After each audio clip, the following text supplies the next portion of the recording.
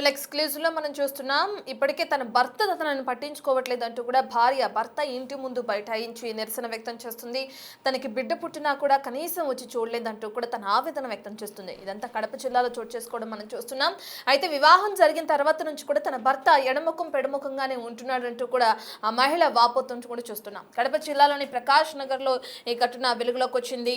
తన భర్త ఇంటి ముందు భార్య బైఠాయించి తన ఆవేదన వ్యక్తం చేస్తుంది. తన భర్త తనని పట్టించుకోవటం లేదని, న్యాయం చేయాలంటూ భార్య ఆందోళన వ్యక్తం చేస్తుంది. 2022వ సంవత్సరంలో దిలేష్ శ్రీలక్ష్మికి వివాహం జరిగింది. అయితే పెళ్లి తర్వాత నుంచి భార్యకు తరచుగా వేధింపులే ఎదురయ్యాయి. నువ్వు వర్జిన్వేనా, కాలేజీలో ఎవరికైనా కిస్సులు హగ్గులు ఇచ్చావా అంటూ వేధింపులకు గురిచేశాడు తన భర్త అంటూ కూడా ఆ మహిళ వాపోతుంది. 6 నెలల తర్వాత గర్భిణీ కావడంతో తల్లి ఇంటికి వెళ్ళడం జరిగింది లక్ష్మి. ఇక అప్పటి నుంచి కూడా భార్యనే దూరం పెట్టాడు భర్త. అప్పటి నుంచి కూడా తనని కలవకుండా ఉండటం, తన ఇంటికి వెళ్లకుండా ఉండడం, తనతో మాట్లాడడం మానేయడం జరిగింది. కొడుకు పుట్టినా కూడా కనీసం చూడ్డానికి రాలేదంటూ కూడా ఆ మహిళ ఆరోపిస్తుంది. తన భర్త మరో మహిళతో ఉంటున్నాడు, అందుకే ఈ విధంగా ప్రవర్తిస్తున్నాడు, తనకి న్యాయం చేయాలంటూ కూడా ఆ భర్త ఇంటి ముందు ఏ విధంగా అయితే శ్రీలక్ష్మి బైఠాయించి డిమాండ్ చేస్తుందో మనం బిగ్ టీవీ స్క్రీన్ పైన చూస్తున్నాం. పెళ్లి సమయంలో తనకి ఏదైతే కట్న కానుకలు ఇచ్చారో అవన్నీ కూడా తిరిగి ఇచ్చేయాలంటూ కూడా తను వేడుకుంటుంది. ఇప్పటికే పోలీసులు కేసు నమోదు చేసి దర్యాప్తు కూడా చేస్తున్నారు. పోలీసులు ఆ మహిళతో మాట్లాడి అక్కడి నుంచి పంపించేసే ప్రయత్నం కూడా చేశారు. కానీ తను అక్కడే కూర్చుని తనకు న్యాయం చేసేంత వరకు కూడా నేను అక్కడి నుంచి కదలనంటూ కూడా ఏ విధంగా అయితే డిమాండ్ వ్యక్తం చేస్తుందో కూడా మనం చూస్తున్నాం. అయితే పెళ్లి సమయంలో భారీగా కట్న కానుకలు ఇచ్చాం, అవన్నీ కూడా తిరిగి ఇచ్చేయాలంటూ కూడా లక్ష్మి ఆవేదన వ్యక్తం చేస్తుంది. పుట్టిన కన్న కొడుకును కూడా చూడకుండా, తన భార్యని కొడుకుని పట్టించుకోకుండా వేరే మహిళతో వ్యవహరిస్తున్నాడు ఈ వ్యక్తి అని చెప్పి కూడా భార్య లక్ష్మి ఆరోపిస్తుంది. మరి ఎవరైతే తన భర్త ఉన్నాడో అతను ఈ విషయాలకు సంబంధించి క్లారిటీ ఇచ్చే అవకాశం ఉందా? పోలీసులు అతన్ని అదుపులోకి తీసుకుంటారా?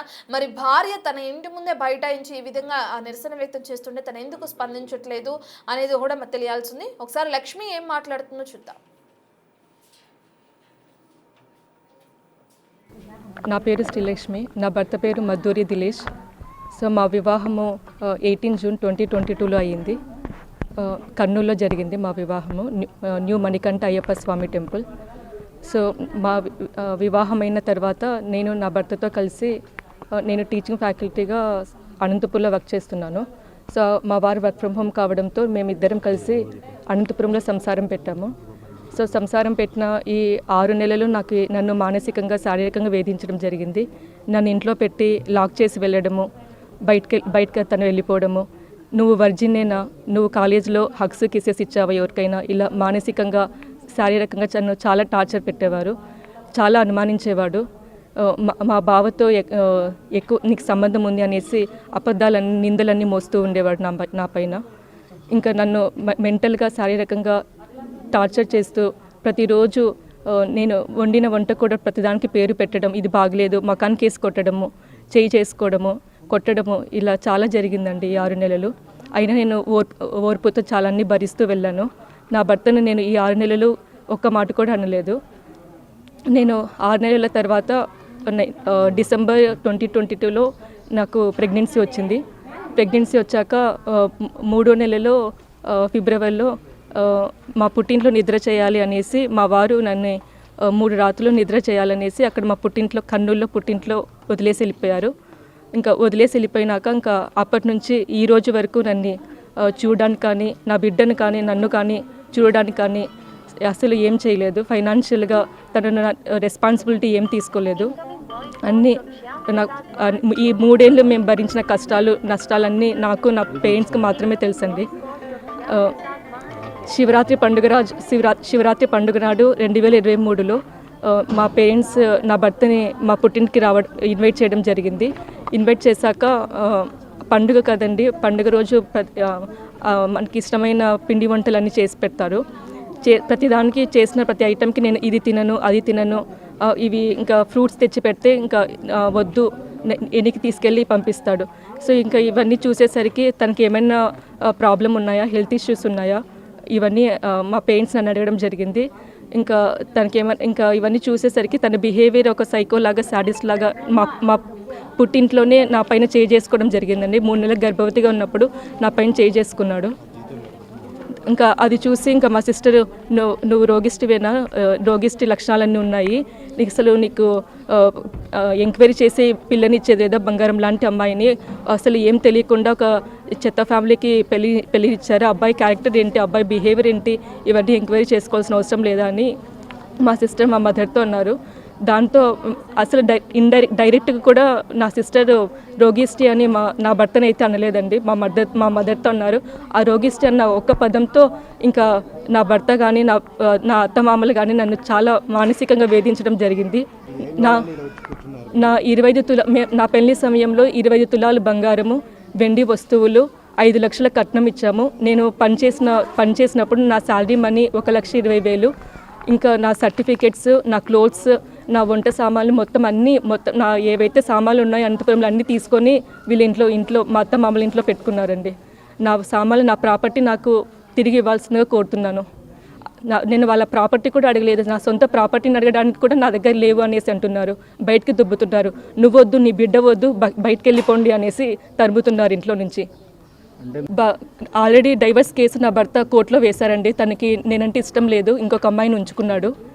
ఇంకా సో నువ్వు వద్దు, అసలు తనకి భార్య పైన కానీ బిడ్డ పైన కానీ ప్రేమ ఉంటే ఇంతవరకు రాకుండా ఉండేవాడు కాదండి. వేరే అమ్మాయిని ఉంచుకొని ఇంకా నన్ను నా బిడ్డను వదిలేయడం జరిగింది. ఇంకా ఇప్పుడు తనే డైవర్స్ కేసు కోర్టులో వేశాడండి. నేనైతే దానికి ఒప్పుకోలేదు డైవర్స్ కేసుకి. నా సొమ్మునంతా దగ్గర పెట్టుకున్నారు, డైవర్స్ కేసు వేశారు. నాకు ఇవ్వడానికి కూడా వాళ్ళు వెనకాడుతున్నారండి.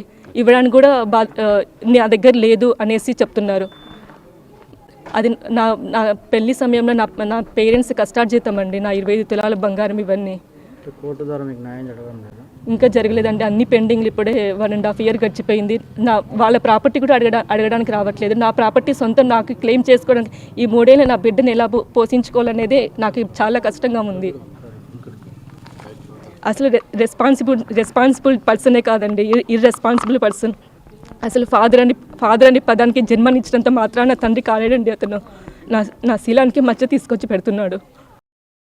అందరికీ నమస్కారం. పాత్రికేయ మిత్రులకు, మీడియా అన్నలకు.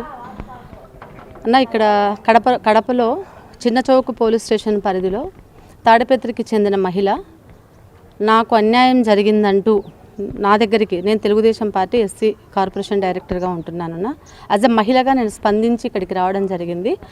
ఆమె వేదన ఏంటంటే, బాబు కడుపులో 3 నెలల బాబుగా ఉన్నప్పుడు వదిలేసి, ఒక చిన్న మాట పట్టు లేకుండా వదిలేసి, పుట్టింటిలో వచ్చిన అమ్మాయిని వదిలేసి వెళ్ళిపోయినాడు. ఇప్పుడు బాబుకు సుమారు మోర్ దాన్ 2.5 years ఏమీ ఎక్కడా అని అడిగితే ఇంతవరకు మాట లేదు. ఆ అమ్మాయి ఫోన్ నెంబర్ బ్లాక్ చేశాడు. ఆ అమ్మాయి అసలు నువ్వు ఫోన్ చేసినా కూడా లేదు. 1 fine morning divorce notice Tadipatri ఇంటికి పంపించినాడు. వాళ్ళ నాన్న కూడా గవర్నమెంట్ జాబ్ చేస్తాడు. ఇక్కడ ఏంటంటే వదిలేసి ఎంత నీచాత నికృష్టంగా ఏమంటాడు, సర్టిఫికెట్లు తీసేసుకున్నాడు. తను సర్టిఫికెట్లు ఉంటే కొడుకునన్న పోషించుకొని కనీసం పిల్లలన్న చూసుకుంటుంది, అది లేదు. తను వేసుకున్న బట్టలు తీసేసుకున్నాడు, సర్టిఫికెట్లు కానీ ఏమీ కూడా లేకుండా ఆ అమ్మాయి 20 తులాల బంగారు పెట్టారు, 5 లక్షల కట్నం ఇచ్చారు. దట్టు ఇప్పుడు అనుమానం ఒకటి.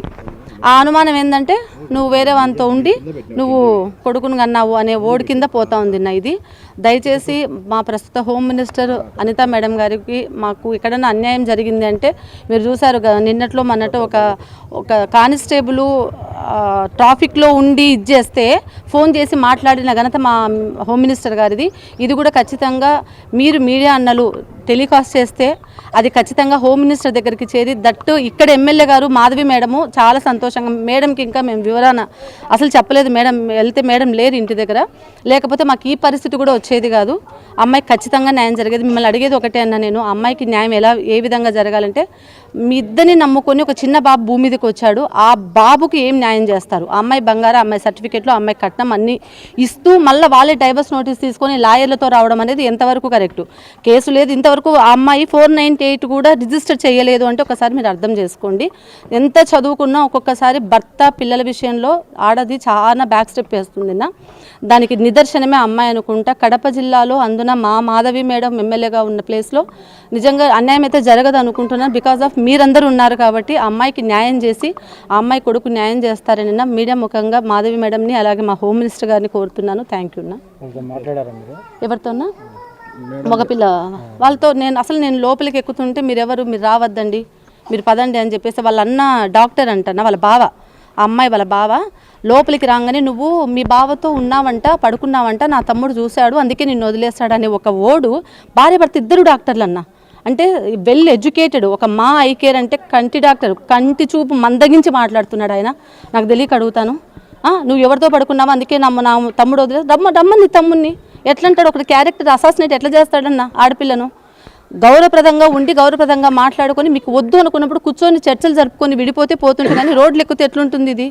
కాబట్టి దీన్ని బట్టి నేను ఒకటే కోరుకుంటున్నాను, మీడియా అన్నలు కూడా దయచేసి ప్రభుత్వానికి తెలియజేసే విధంగా మా హోమ్ మినిస్టర్ మేడం చూస్తే చాలన్నా సమస్య సాల్వ్ అవుతుంది. ఇది మాత్రం నేను పక్కా చెప్తున్నాను ప్లీజ్ ఓకే, థ్యాంక్ యూ.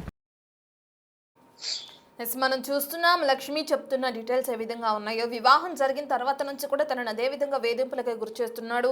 నువ్వు వర్జిన్ వేనా అంటూ కూడా పలుమారులు తనపైన అనుమానం వ్యక్తం చేయడం కానీ, లేదంటే పుట్టిన బిడ్డ దగ్గరికి రావడం కానీ, తనను చూడకపోవడం కానీ ఇవన్నీ చేస్తున్నాడు. దాని అంతటికి ప్రధాన కారణం వేరే మహిళతో ఉండడం అంటూ కూడా భార్య ఆరోపిస్తుంది. మరి భర్త నుంచి ఎటువంటి ఆన్సర్ వస్తుందన్న డీటెయిల్స్ అందించడానికి మా ప్రతినిధి శివ కడప నుంచి అందుబాటులో ఉన్నారు. శివ, మనం చూస్తున్నాం ఇప్పటికే మహిళ ఏదైతే తన భర్త ఇంటి ముందు బైఠాయించిందో, మరి భర్తని పోలీసులు అదుపులోకి తీసుకున్నారు. ఇప్పటికే పోలీసులు అక్కడికి చేరుకోవడం కూడా మనం విజువల్స్ లో భాగంగా చూస్తున్నాం. ఎంక్వైరీ ఎక్కడి వరకు వచ్చింది అనుకోవచ్చు శివ? కడప జిల్లా సంబంధించి కూడా ఎవరైతే కడప నగరం ప్రకాశం చెందినట్టు దినేష్ ఉన్నారో, దినేష్ లక్ష్మి సంబంధించి కూడా 3 సంవత్సరాల క్రితం వివాహం ఇది. అయితే వివాహం తర్వాత కొంతకాలం పాటు లక్ష్మితో కలిసి ఉన్న దినేష్ మాత్రం తర్వాత లక్ష్మిపై పలు అనుమానాలతో కూడా లక్ష్మి వేధించడం మొదలుపెట్టిన తర్వాత మొదట ఏదైతే అనంతపురంలో కాపురం పెట్టిన ఆ తర్వాత కొంతకాలం పాటు సాగిన తర్వాత మాత్రం లక్ష్మిపై కొంత అనుమానంతో లక్ష్మి దినేష్ సాఫ్ట్వేర్ ఇంజనీర్ పనిచేస్తున్న తర్వాత లక్ష్మి మాత్రం గెస్ట్ లెక్చరర్ పనిచేస్తున్నారు. సో ఈ నేపథ్యంలో లక్ష్మిపై అనుమానం వ్యక్తం చేస్తూ కూడా వేధించడం మొదలుపెట్టిన తర్వాత కొన్ని కుటుంబ విభేదాలు మొదలయ్యాయి. ఆ తర్వాత మాత్రం కర్నూలుకు కాపురం మార్చిన దినేష్ మాత్రం ఆ తర్వాత లక్ష్మిపై తీవ్ర అనుమానాలతో లక్ష్మి దూరంగా ఉంటూ కూడా ఆ తర్వాత బాగు పుట్టడం, ఆ తర్వాత లక్ష్మిని పూర్తి వదిలేసి కడప చేరుకున్నంత ఈ వివాదం మాత్రం పూర్తి స్థాయిలో కొనసాగింది. అయితే తర్వాత లక్ష్మి నుంచి తర్వాత దినేష్ కు పూర్తి స్థాయి సంబంధాలు దూరం అయ్యాయి. సో ఈ నేపథ్యంలో వారికి సంబంధించి కూడా 3 సంవత్సరాలుగా కూడా ఇద్దరు విడివిడిగా ఉంటున్నారు. తర్వాత లక్ష్మికి బాగు పుట్టడం, ఆ తర్వాత దినేష్ దూరంగా ఉన్న తర్వాత లక్ష్మి మాత్రం తనకు న్యాయం చేయాలంటూ కూడా ఈ రోజు కడప చేరుకుని కడప నగరం ప్రకాశ్ నగర్ లో దినేష్ ఇంటి వద్ద నిరసన చేశారు. తనకు 3 ఏళ్ల బాబు ఉన్నాడు, బాబుకు న్యాయం చేయాలంటూ కూడా వ్యక్తం చేశారు. అయితే ఈ నేపథ్యంలో మాత్రం దినేష్ ఈ బాబుకు నాకు ఎలాంటి సంబంధం లేదు, ఈ బాబుకు తండ్రి నేను కాదంటూ కూడా కొంత అనుమానం వ్యక్తం చేస్తూ కూడా లక్ష్మి దూరం పెట్టారు. అయితే దీనికి సంబంధించి లక్ష్మి నిరసన వ్యక్తం చేసిన తర్వాత పోలీసులు చేరుకొని దినేష్ అదుపులో తీసుకున్నారు. దినేష్ వీటికి సంబంధించి కూడా పోలీసులు ఇప్పటికే వివాదం కోర్టులో నడుస్తున్న నేపథ్యంలో మాత్రం ఈ వాదం తర్వాత పోలీసులు ఎటువైపు చర్య తీసుకుంటే మాత్రం చూడాలి Ratna. Right, thank you Shiva. Yes, పోలీసులకు ఇప్పటికే కేసు నమోదు చేసినట్లు తెలుస్తుంది. లక్ష్మి ఆరోపణల మేరకు పోలీసులు విచారణ అనేది కొనసాగిస్తున్నారు. మరి ఏ మహిళతో తను ఉంటున్నాడు, సహజీవనం చేస్తున్నాడా, మరి దీనికి విడాకులు ఇవ్వకుండా తన బిడ్డను పట్టించుకోకుండా ఈ విధంగా వేరే మహిళతో ఉండడం ఎంతవరకు కరెక్ట్ అనే అనుమానాలు కూడా తెరపైకి వస్తున్నాయి, అనే ప్రశ్నలు కూడా తెరపైకి వస్తున్నాయని చెప్పుకోవచ్చు. లక్ష్మి ఏ విధంగా అయితే తన ఇంటి ముందే తిరిగి బైఠాయించి ఆందోళన వ్యక్తం చేస్తుందో, మరి తన భర్త ఏ విధంగా స్పందిస్తారనేది మనం వేచి చూడాలి.